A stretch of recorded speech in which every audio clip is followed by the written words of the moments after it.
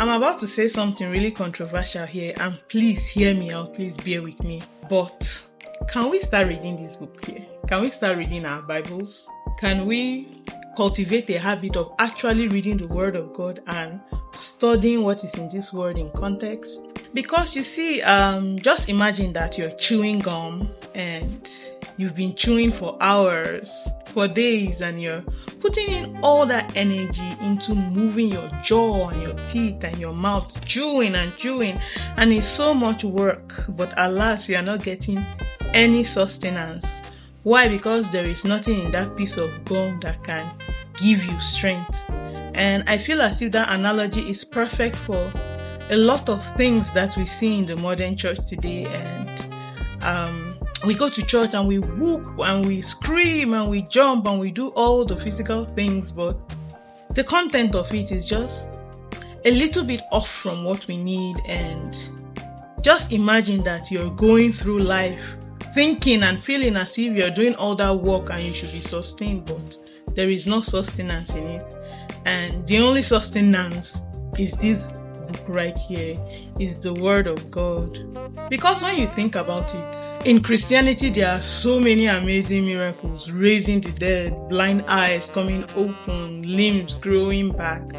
But I think one of the biggest miracles, apart from Jesus Christ giving us his salvation, dying for us, and literally carrying our death penalty out of his love, another big mighty testimony or mighty miracle that we don't really consider is this: that God could accumulate words over thousands of years and preserved and protected to show us his will without any contamination, without any corruption.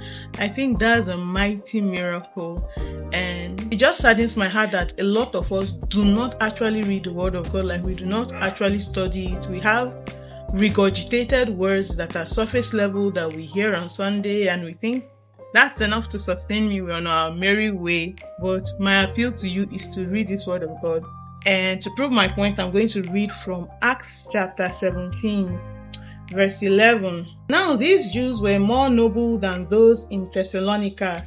They received the word with all eagerness, examining the scriptures daily to see if these things were so.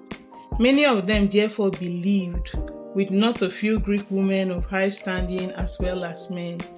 And you see that they had this eagerness, and the eagerness was directed in the fact that they studied the word, that they seeked the thing, the physical thing that we are holding right now, to gain knowledge and to gain inspiration and to gain direction and guidance.